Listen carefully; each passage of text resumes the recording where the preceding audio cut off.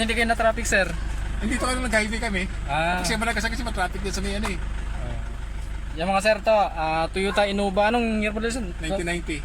2009 2009 pala. 2009 pa. 2009. Ang issue niya mga sir, yung panel gauge niya blackout. Yan, under Oo. yan, pero Oo. yan, under yan, pero wala, hindi gumana. Oo, hindi siya gumagana. Dati daw, sabi ni sir, ano sir, pag after 5 minutes, nagana na siya. 5 minutes. Dati yung simula, 5 minutes. Di ilaw siya. Obserbahan ko yan ha, after 5 minutes. Di ilaw siya.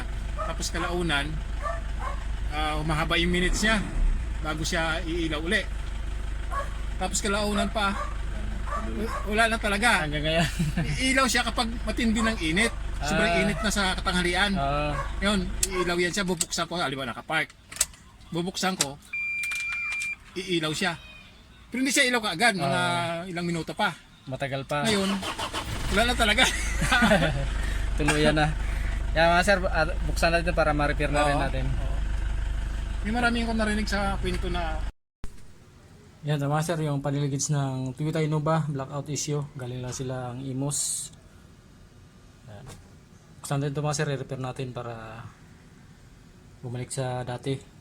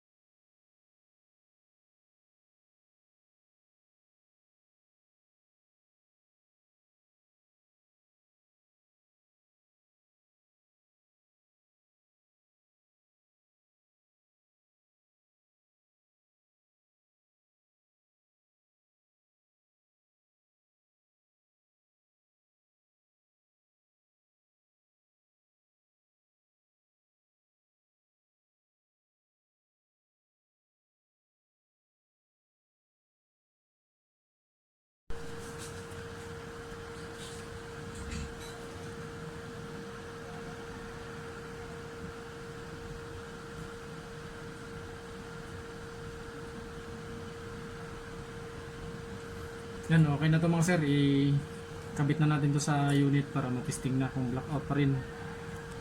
Ipak natin ito dun. Yan, ito na mga sir yun, yung panel gauge ng Toyota Innova blackout issue. Yan, okay na siya. yan, yan. Di na siya kailangan di na kailangan painitin. Dito na painitin. kayo pagawa kay Sir Joey. Dito sa Dasma. Yan. Recommended.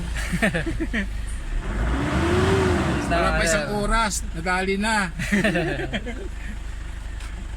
Yan. Maraming salamat. Toyota Innova blackout issue. Yan, Daming gas ni sir kasi naghahanap dyan. panay pa gas si sir Dito na kayo pupunta kay Joey, Dasma. Ayun. Thank you sir, thank you.